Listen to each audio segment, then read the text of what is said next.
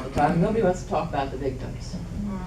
Why is it that we don't respect the lives of the people that die? You know, why is it that all the attention goes to the people who did not have that respect, who have shot down their brothers and sisters?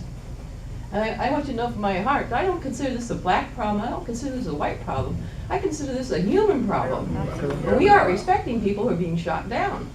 Amen. We have a site and we're asking people, please share their stories. Bring them back to life for us. We want to make this a memorial for them. We don't hear anything. We gotta go looking for it all the time.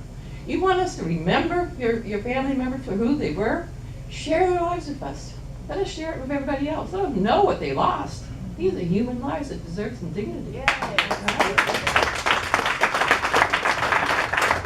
Thank you so much. Does anyone want to answer that question? Alicia?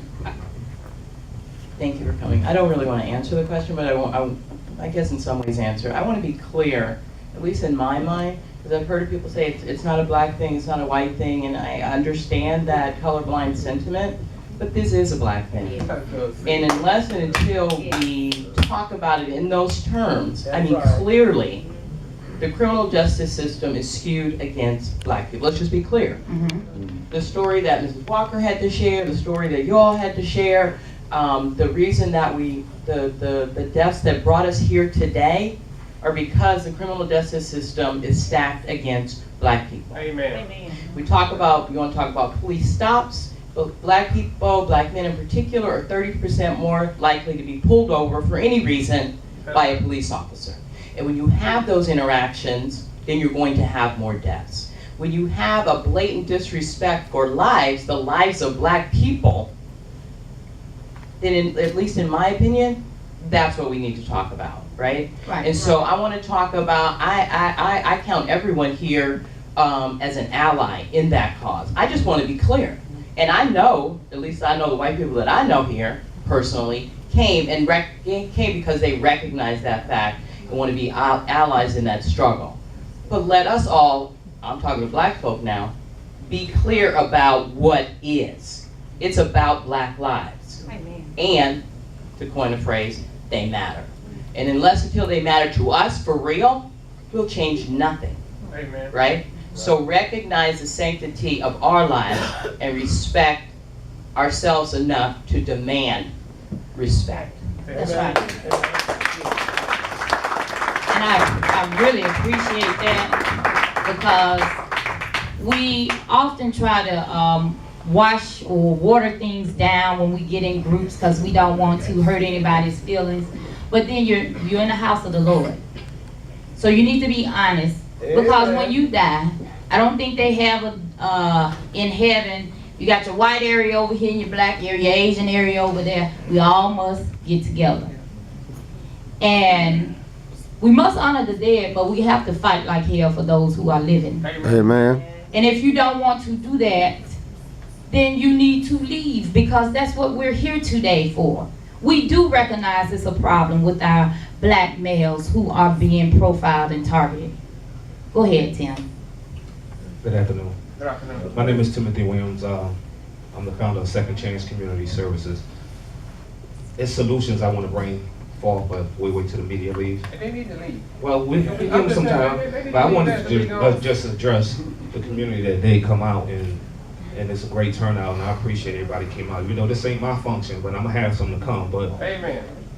what I wanted to say is, yes, you was right, it is a black thing. And because it's a black thing, we gotta address it as a black thing. Amen. We pointing the finger a lot at the injustice that we're getting from the police and how they targeting us, but we gotta start being accountable for ourselves. Poverty is a problem. Lack of education is a problem. So we can't start getting them things together and respect ourselves. They're not gonna respect us, and they're gonna keep shooting us down. Okay? So in saying that, poverty, in my opinion, the opposite of poverty is justice. We want justice, we gotta first change our mindset and realize that we're in poverty. And when you start making the changes to come out of poverty and having that mindset that we gotta kill each other because whatever reason we're killing each other, because we kill each other more than the police kill us, Once we start addressing those issues, then we're gonna start going to the booths and doing everything like Dad was talking about. But it gotta start with us. We cannot demand nothing of nobody until they see us doing it in unity first.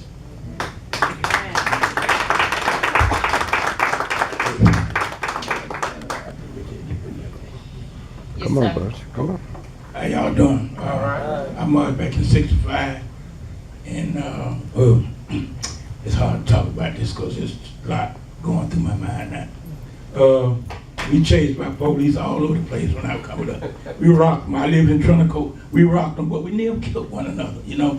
They didn't kill us, we didn't kill them, but yeah, if they had them, maybe we would have did something to them, you know. Yeah, because we had a little power ourselves, you know. Well, anyway, I marched in '65.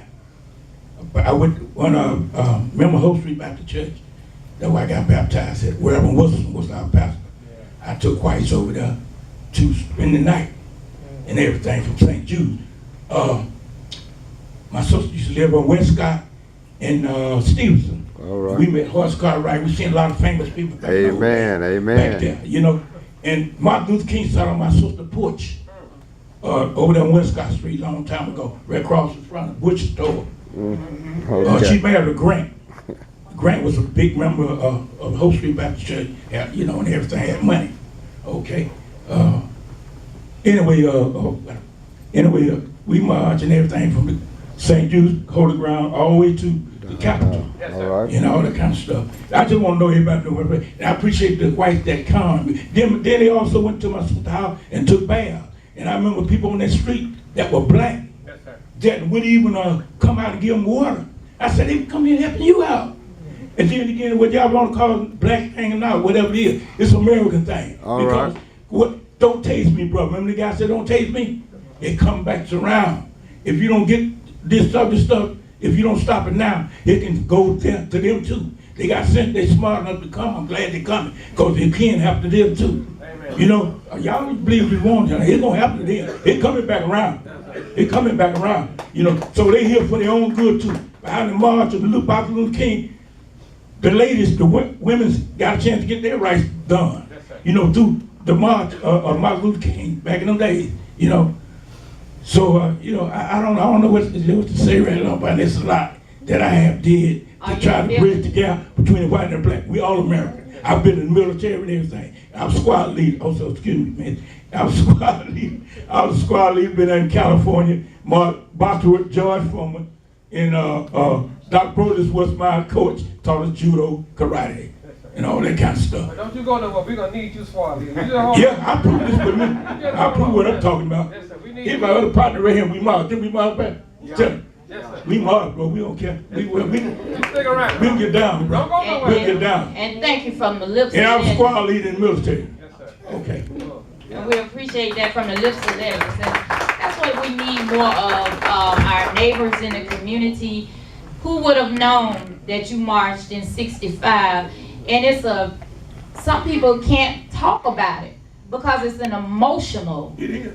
thing that you talk about. And seeing this again, 50, 60 years later, we doing the same thing. Most landmark historical cases came from this great state of Alabama.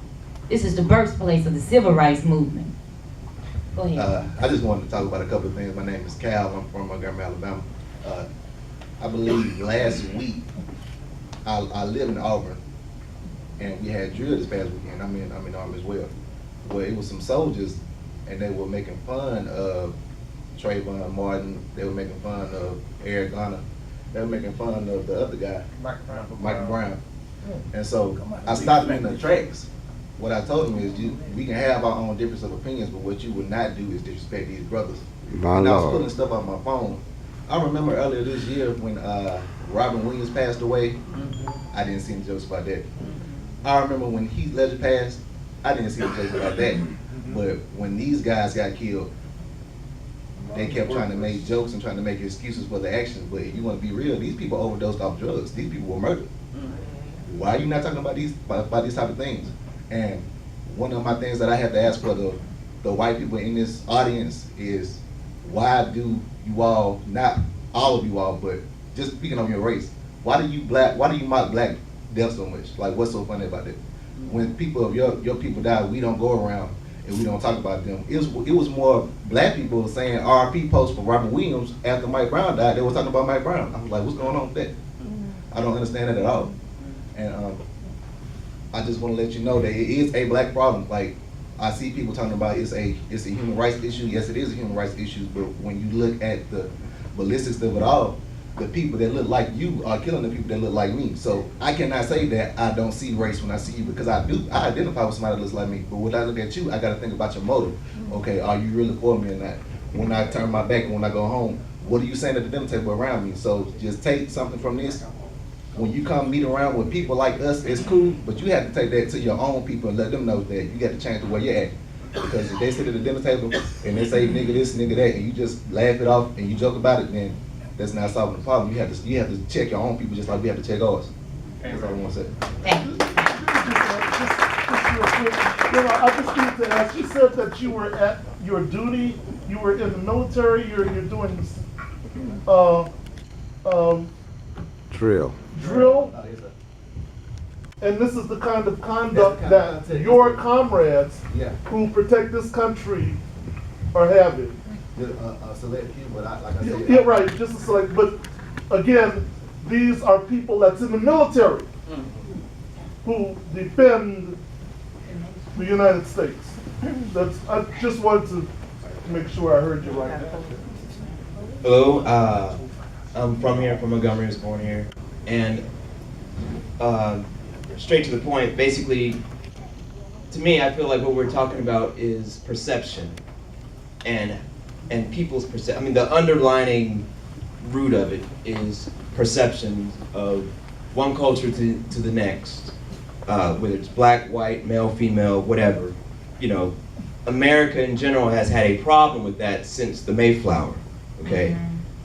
This is not a new thing to America, whether it's Indians or women's rights, voters' rights, whatever. That is a trend throughout our history, okay? That's just number one. Two, I think if we're trying to talk about solutions. I think that if we're actually trying to get to the root cause of things, okay, like how, because the problem is perception, and how people have flawed perception and therefore act another way towards certain people. Okay, how do we go about curving that perception for the better and not for the worse? I think we start for sure with our media, who's polarized every single thing in America, whether it's prayer in schools to Democrat, Republican, it doesn't matter. As long as it's a story, they'll post it and do all kinds of craziness. I think we as a public need to hold our media accountable for, like, wait a minute, that's not right, you misquoted that. Or, no, this is where this clip came from in this movie. Yes, this guy, Obama, said X, Y, and Z, but he also said A, B, and C. You know, get all of the facts out and forming intelligent decisions about the whole issue and not the parts that you like, okay? At the same time, I was fortunate to grow around all different types of communities, black, white, Chinese, whatever. I'm not the most cultural person in the world, but I've been around a few different types of people, and you know, a lot of times, I think what is the most upsetting is the refusal to even believe that this stuff exists. Yes. A lot of it is honestly is, hey, you know what? You don't have to even agree with me, but you're not gonna sit here and deny that it's happening. Like, you know, and ask for proof. Google. Like, go on YouTube. That's it. Like, you know, anyway, I don't want to get on a tangent, but my point is a solution is the things that we put out there on media, whether it's Facebook or Twitter or whatever, you know, stop posting all these stupid, ignorant posts about, you know, black people fighting each other, or white people making jokes, or like, you know, and people say, oh, well, what's that gonna do, Winfred? What's that gonna do? Well, for one, it's gonna start by affecting the minds of people. That's what we're talking about. We're talking about psychology. How do you slowly start changing the culture? You start with the youth, you know? If youth start seeing positive things more, if they start seeing, what would happen if it became uncool to post unpopular things about your own people?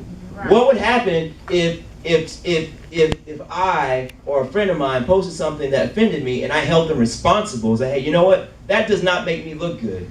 And yeah, sure, some people do it, but it's not in your best interest, nor is it mine to post ignorant stuff like that. You know, because why? Because that affects the perception. Whether it's true or not is irrelevant. It's how you talk to your children, even your young children. Don't tell them to shut up when they're trying to talk.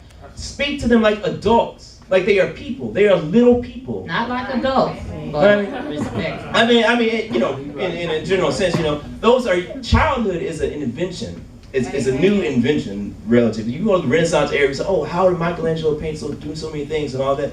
It's because when they were younger, they were treated with some responsibility. Right. Thank you.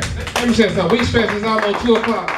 It's almost 2 o'clock. I know they said. I know people gonna get impatient. Otherwise, gonna start to drift and all. But let's get a couple more in. The media guy want to say something, and then we need to come up with a plan because it's gonna be 2:30. Then it's gonna be 3 o'clock, and everybody gonna be asleep. And Yes. So we ain't gonna get and that. we need you here. We need you here. Those who can stay because this is a real commitment. Right. And whether it's Saturday or Friday night, that's the problem. Nobody has a commitment to the cause. You have to make a commitment to the cause because this problem just didn't start.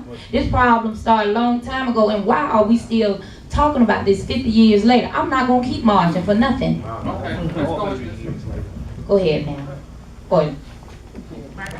Somebody pass her mic. Oh, I'm sorry. No, that's fine. I just want to address, especially what this gentleman said. I think just like the sheer honesty of, you know, this is the issue that I have, and these are the perceptions I have of another race, and whatever that may be. I think part of the reason that we are still having to have these conversations and still having to have this march is for so long we've ignored this conversation. We haven't wanted to make each other feel uncomfortable because, well, I'm white and you're black and I don't want to step on toes. Like, we have to kind of come from this place of, I assume the best in you and I assume like we're trying to have a conversation. So if I get offended, I'm uncomfortable and we just move on. But we don't, you know, like we can't be afraid to just say what needs to be said and say things like what this man said of, this is how I feel about this and what's up with that. I love hearing stuff like that because I feel the same way. And I will say from a white perspective is what's helped me through some of this time is my black friends who have given me resources, because I do say, as a white person, what can I do? And that's an important thing is I need my black friends saying, here's a resource, share this on social media. And let me tell you, I dish out some ish on social media.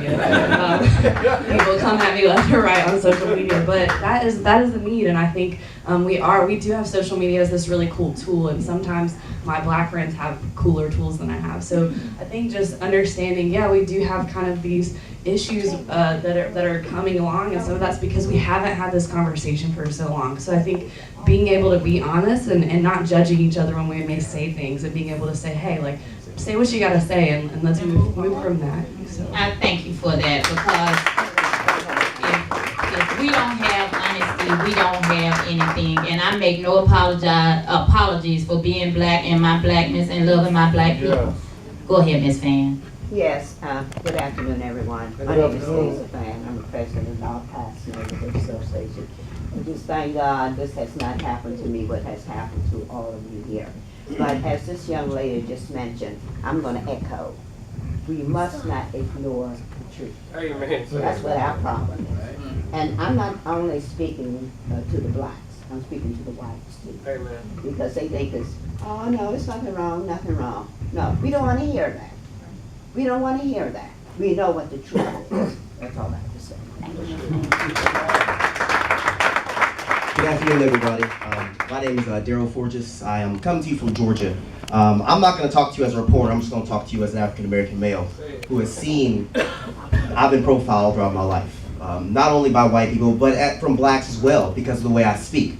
But just to kind of address what this gentleman said about the media, I just want to tell you all, just be really careful about the media outlets that you all watch. For instance, Fox News, you all know that is a predominantly Republican network. MSNBC with the Al Sharpton show, Rachel Maddow, that is a very Democratic network. So please be careful about the things you're getting from these news outlets, because it's not all the truth. Okay? Make sure that you get the facts for yourself. If you got to Google it, do what you have to do to get the facts for yourself, because they're not going to give you everything. Especially Fox News, where they say about President Obama and things like that. With MSNBC, vice versa. Get the facts for yourself, okay? and it's flipping something else. I've been profiled my whole entire life by blacks and whites. I've been called you're a white boy by a bunch of black people, saying, "Oh, you're Uncle Tom," because I didn't speak a certain way. I didn't sag my pants a certain way, and that bothered me growing up. But the one thing I want to talk about, because I don't have much time, and I'm going to get kicked out in a second, is let's make sure, Ms. Carey made a great point about, growing up, how our moms told us to talk to, police officers. The one big thing, too, I think we need to do, especially with our African-American males, let's make sure we educate them on the law. The reason why I say that, I'll give you an example. In college, on a Friday night, me and my 3 roommates were sitting down playing card games, having a good time, no problem at all. Police officer knocks on our door one time. He comes and he says, "Your music's too loud." I said, "Okay, we'll turn it down." He goes, "Did you hear what I said, boy?" I said, "I'm sorry, okay." And he goes, and he just went on and on. He said, "I bet you didn't pay for this yourself. I bet your mom and dad had to pay for this for you. I bet you don't even work." Well, actually, I worked 3 jobs, and I've actually paid for myself to go to college, and that's how I got a job after college. So moving on, he talked to me and was saying some things he shouldn't have said to me, and we shut the door and moved on. We turned the music down even though it wasn't loud, and we just kept doing everything. It was 11 o'clock at night on a Friday night, and all of a sudden we get 5 minutes later, bang, bang, bang, bang on our door. And I remember what my mom told me, and back in law education classes in college, when a police officer knocks on your door, you don't have to answer it. You don't. And he kept banging on the door. He banged on the door for about a good 10-15 minutes. And of course, the day after, I looked and we had a bunch of, a bunch of dents and stuff like that on our door. But I sat there and I told my mom about it, and I reported it to the police officers. And I sat there and told myself, what would have happened if I opened that door? Because when you open that door, if you don't know this, all the officer has to do is just peek over and just think of probable cause and go in there. And we were just young black men with very, very well educated, doing our thing, just trying to, do what's best for our family, make them proud. And he could have very well messed that up for us. I wouldn't be able to have a job right here today as a 23-year-old black man. Okay? So one big thing I just want to say, Pastor, for you all is just make sure we educate our young black males on the law, because that's how they get those tickets. The way they get those tickets is that they don't know, they think that we're dumb, that we don't read the law, so they get us that way. So all I gotta say is make sure you teach your kids the law. And this is a great outlet for the lawyers and all that stuff here. Make sure you inform people about the law, so when your kids, God forbid this does happen to them, they know what to do. So thank you. That sounds like a first strategy there. Right before we proceed. Just my personal observation as far as the cases that have recently been highlighted in the news media, be it Brown or Trayvon Martin or Garner. In all cases, it seems as though the officers or the people who initiated the aggression, they said that they were fearful. If you remember with Garner on News, well, he's a big man. He's it took more power to bring him under control. They felt threatened. If you remember about Michael Brown, they said I felt like a little kid trying to hold on to Hulk Hogan. This perception of black men being these big, angry, strong, vicious men is just skewed. Amen. And so I think the first thing that has to happen, the news media does have to take a lot of responsibility for the way that we are perceived also. But I would also say that our culture, in particular what we would call the hip-hop culture, has to accept some responsibility for how we are perceived also. I'm not going to get a lot of amens there, I know. Amen. But it starts with us as black men, black mothers and fathers, imposing your image onto them so that they perceive themselves first in the right way. And I believe that what the guy from the media was saying, that is an excellent first step, would be to educate ourselves on the law. Because many times when we're pulled over, I know the first time I was pulled over, I didn't know what to do. I answered every question he asked me. You want to search my vehicle? You can search it. I didn't know I could say no. I didn't know I didn't have to say anything. Amen. I didn't know any of that. So education is key when it comes to that. But that perception of us is something that has to be addressed, because when we get pulled over, they already assume when they see a black man in a car or drive, or whatever the situation is, I'm going to have to use a certain measure of force because I know that they act this way. Amen. So I think that perception is a big part of it and something that needs to be addressed also. Okay, there's two more, please. Three more. Okay, we're gonna stop on the green thing. We're gonna go into another section. Okay. My name is Cheryl. I'm from Cleveland, Ohio. Alabama is basically my second home. But recently I went home to Cleveland for Thanksgiving, and the day that I got there, I found out that 12-year-old Tamar Rice had been shot and killed by police, you know, for playing with the toy gun. So right now the rate is 1 every 28 hours. My Lord. 1 every 28 hours, a black man or boy is being murdered by police officers. And most of these men, with the exception of 1 or 2, have been innocent and unarmed. Yes. These aren't guys that's going around carrying guns. And I don't know if you've noticed what happens when a white person will shoot up a synagogue, they'll shoot up a mosque, they'll shoot up a movie theater, but they make it to court. Yeah. And then they see. There's something wrong with that. There's something wrong with that when you can actually be a murderer and make it to the police car. Right. And you can be an innocent person, unarmed person, and you're murdered, you're gunned down. Ain't no justice. There's something wrong with that. So I Ain't no beg to justice. differ. It is a black thing. Ain't no justice. It's a black thing. Ain't no justice. And just like I had a conversation years ago when Mr. Byrd was murdered in Texas. Unless white people get just as angry and just as fed up as black people, this will not change, because they don't care what we think. They don't care how we feel. They don't care when a mother loses their son. They don't care. You guys, and I'm so glad to see you here, because you have to care. And you have to get as angry as we do. And you have to face your friends. And you have to challenge them when they say ignorant things like they deserve it.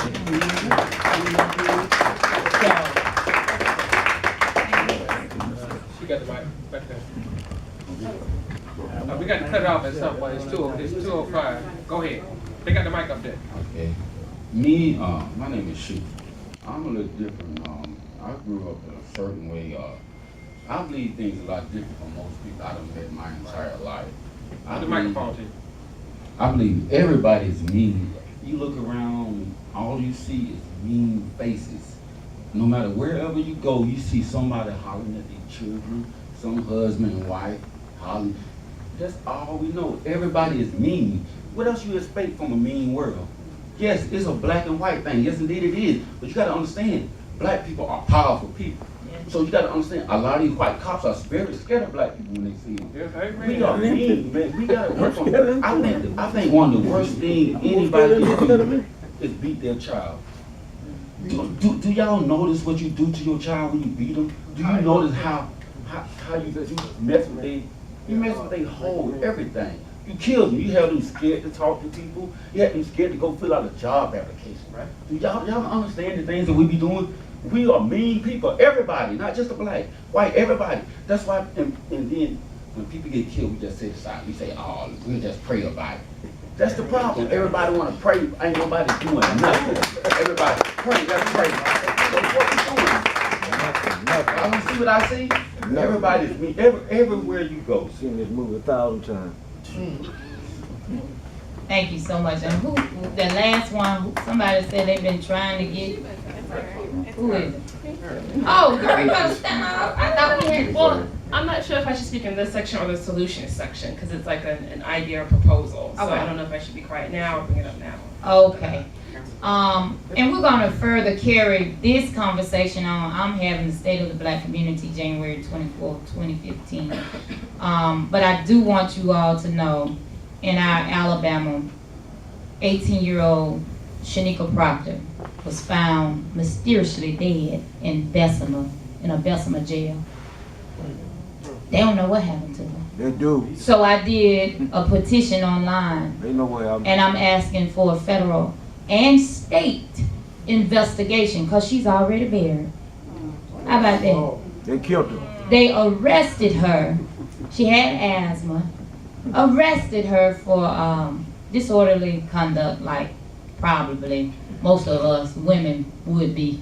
But she's dead and gone, and the family have no answers. So you go to change.org and you find that, or find me on Facebook, because I've been pushing it for a federal. They need to exhume her body and let us know what happened to this 18-year-old black female, because they've already killed our black men and letting us know it's okay. And when you start that, you ain't coming for me as a black woman.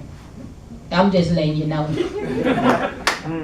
So let's start on some plan of action. Get your paper and pencil together on what we are proposing. And board, if you want to open up what your mission would be, and go ahead, sir, quickly.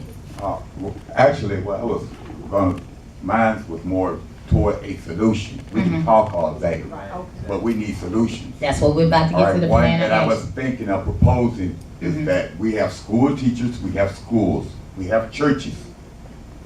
As the guy in the back and Representative Thad McClanahan said, it's more like an ignorance of the law, how it works. What we have to do is make sure that if it's any way possible to teach our kids the proper protocol when approached by an officer. How do you act? What should you expect of him? How should you question him if you feel that he's just out of line? The schools need to do this. The churches need to do this. A whole lot of organizations of that nature need to do this. Make them totally aware of where they stand on the law and as far as what the officer's right is in the law. So teach everyone But their see, it's rights. like a secret. It's like a secret. It's like we talk about, well, you know you do this, you know you do that. But nobody really give any definite guidelines more or less as to what's the correct protocol to keep you safe and alive. And then yes, it does matter. Because once you do it enough, and it's exercised enough, they're going to know that you are aware of your rights, and they know that they're out of line, and it can't be hidden. I'm gonna tell you why. And wait. It does matter. we're In gonna- the end, when enough of it is done, it has to start somewhere. Okay, We we're just gonna sit back have and a- say it doesn't matter. Wait. Let's get some